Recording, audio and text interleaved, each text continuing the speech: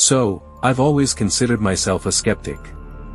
I mean, I'm not into ghosts or paranormal stuff at all. I always assumed it was just people's minds playing tricks on them, or they were looking for attention. I never thought I'd be the one telling a story like this, but here I am, still trying to wrap my head around what happened. It was a typical summer evening. You know the kind, when the sun starts to set, and the heat of the day lingers in the air, but there's that cool breeze that makes it feel just right. We were staying at a beach house for the weekend. The kind of place that's off the beaten path, quiet, with that old, musty beach smell.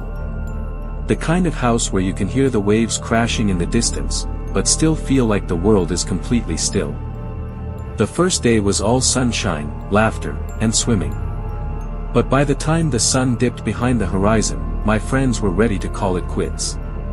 I was exhausted, but I couldn't shake the feeling that I wanted to stay by the water. I had always loved the beach at night, the way the world falls silent, the cool water against your skin, the soft glow of the moon on the waves. It just felt like everything slowed down, and I could finally breathe. So, I told my friends I'd stay behind. I wasn't in the mood to sit around in the house, so I grabbed my towel, took a deep breath, and headed toward the water. The beach was empty now, and the air was crisp. I waded in, the cool waves swirling around my ankles, then swam out into the deeper part of the ocean. The water was surprisingly cold, but it felt good after the heat of the day. I swam further and further, the rhythmic movement of my arms pulling me along, each stroke taking me farther away from the shore. The moon hung high above, casting silver light on the water. I felt at peace, completely relaxed. This was exactly what I needed. I lost track of time, letting the waves move me, floating out there, listening to the gentle slosh of the water. But then, I heard it. A faint splash. I stopped swimming and froze. At first, I thought it was just the waves, or maybe a fish jumping, but then I heard it again. A distinct splash, much louder this time. And closer. My heart skipped a beat. I turned, my eyes scanning the water around me. Nothing. Just the dark waves stretching out endlessly, the occasional ripple from the water lapping against the shore. I thought maybe I was hearing things. But the splash came again. Closer.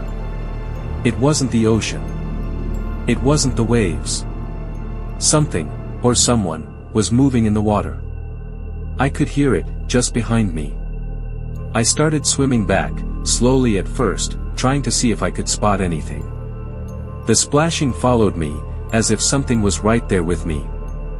Splash. Splash.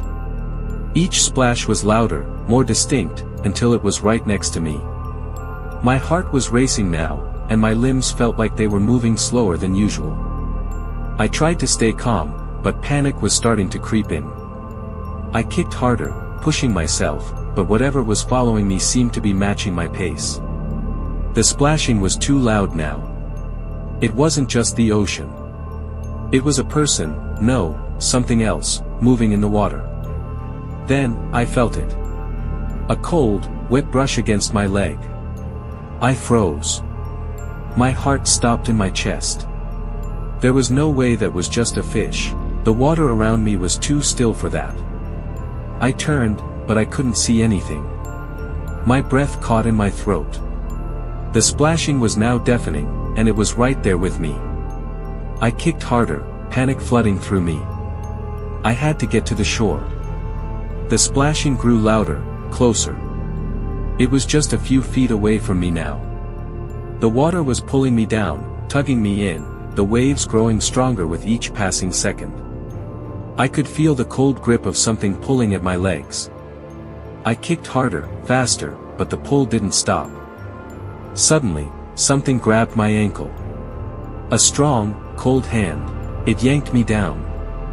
I screamed, my heart racing as I kicked and fought to free myself. But the grip tightened. I tried to scream again, but my voice was swallowed by the water. The tug became stronger, pulling me under, dragging me deeper into the sea. I felt like I was suffocating. My lungs burned, but I couldn't break free. I kicked, I fought, but the water was swallowing me whole.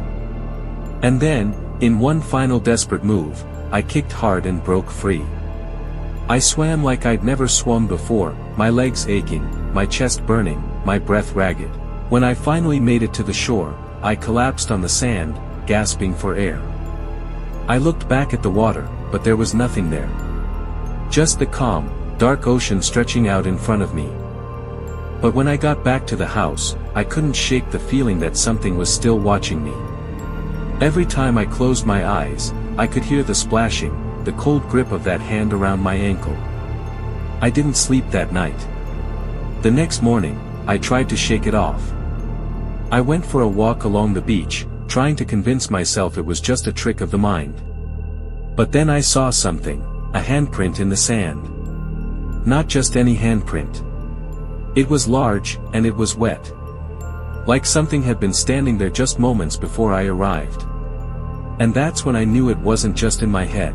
I haven't been able to go near the water since then. Every time I close my eyes, I hear the splashing. And sometimes, when I think I'm alone, I feel that same cold hand on my ankle. Story number 2. Okay, so this happened last summer, and I've been avoiding telling people about it because, well, it sounds insane. But after everything that happened, I can't keep this to myself anymore. I'm going to keep it short, but I need to get this off my chest. So, my aunt signed me up for Cedar Grove summer camp. I wasn't super excited, but she insisted I needed to get out of my comfort zone. This camp was way out in the woods, like really far away from any major town or city. The kind of place where you feel like you're totally cut off from the world. Old, creaky cabins, moss growing over everything, the works. The first night, we gathered around the campfire. The counselors told us stories, ghost stories, campfire tales, legends of the woods. But when Linda, one of the older counselors, started her story, the mood shifted. She didn't smile, didn't laugh. Her face was pale, as though she was speaking from experience.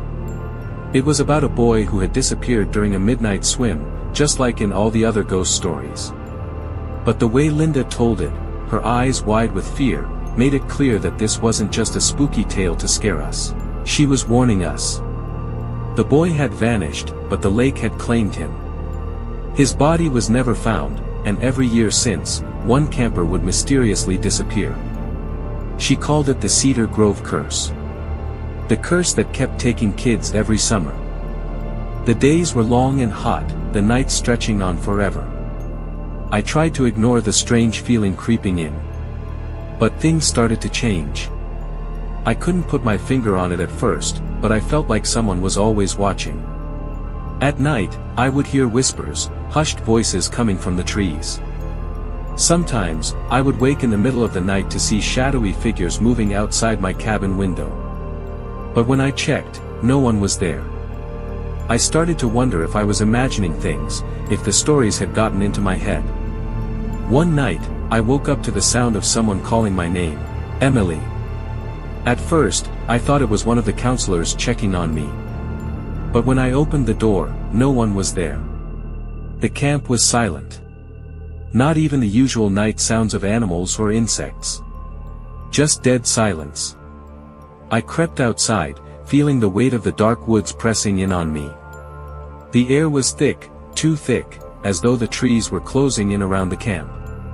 And then I saw it. A shadow moving in the distance. It was tall, far taller than any person I knew, and it was shuffling slowly toward the lake. The figure didn't walk, it dragged itself, stumbling, like it was half dead. I felt my heart race as I followed it from the shadows, too scared to move but too curious to look away. It moved toward the lake, where the water reflected the moonlight like a dark mirror. I crept closer, trying to stay hidden in the shadows. But then the figure stopped. It turned slowly, and in the dim light, I saw its face, hollow and skeletal, like a skull staring at me from beneath a tattered hood. Its hands were outstretched, fingers curled like claws. It wasn't a person. It wasn't anything human. It was something else. "Come to the lake," the figure whispered, its voice hollow and distant. I couldn't breathe. I was paralyzed by fear, unable to move. I wanted to run, to scream, but my legs wouldn't move. It was as though something was holding me in place.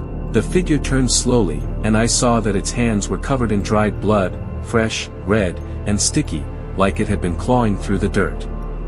The voice came again, now louder, more distinct. "It's too late for you." I ran. I didn't look back. My heart thudded in my chest as I bolted back to the cabin, slamming the door behind me. I could hear the faint scratching at the door, the low murmurs growing louder, but I couldn't stop myself from shaking. The next morning, I tried to convince myself it was all a bad dream. I told myself I was just paranoid, that the stories had gotten to my head. But when I saw Linda, she wasn't smiling. Her eyes were hollow, like she had seen the same thing I had. She leaned in close, her voice barely a whisper. "You saw it, didn't you? The thing by the lake. It's not a story, Emily. It's a warning. Leave. Now. Before it's too late." That night, I packed my things. I wasn't going to be the next one to disappear.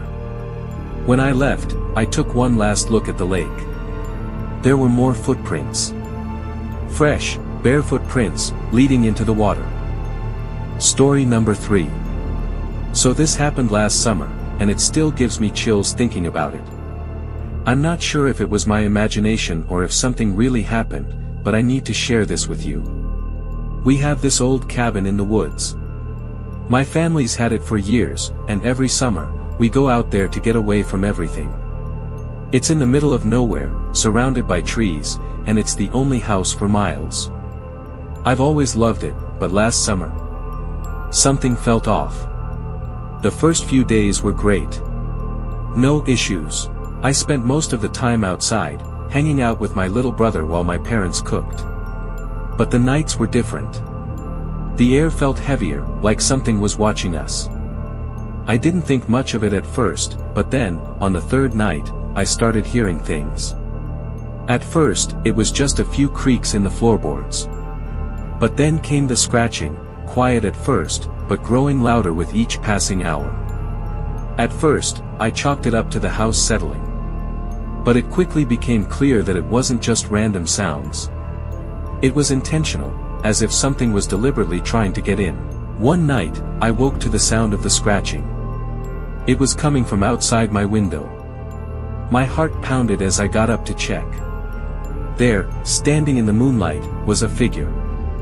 It was tall, too tall, its features hidden in the shadows. "Who's there?" I whispered, but the figure didn't move. It stood there, unmoving, like it was waiting for something.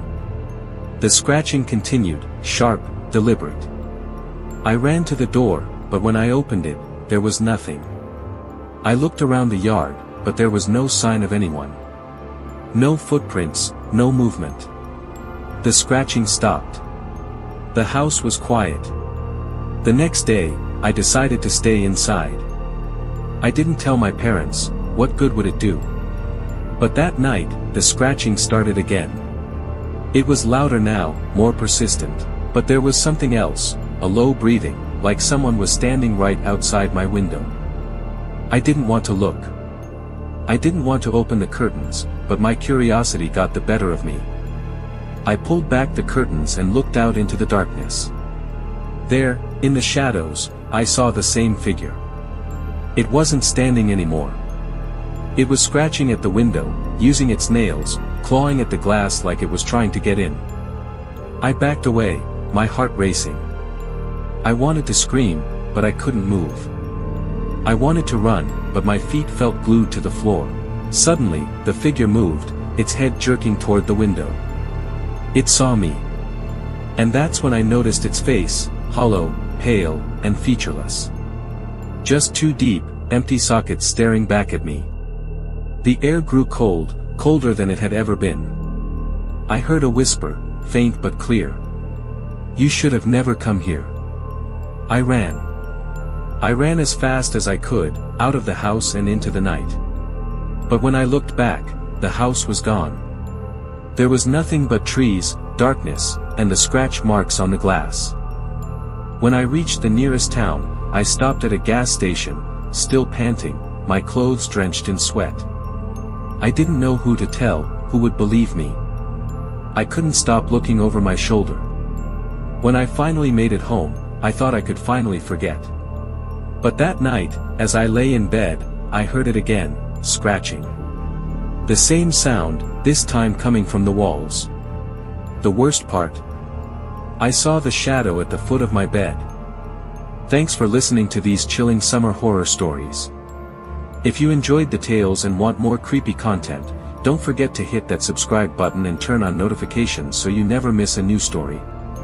Stay safe out there, and remember, not all summer adventures are meant to be enjoyed.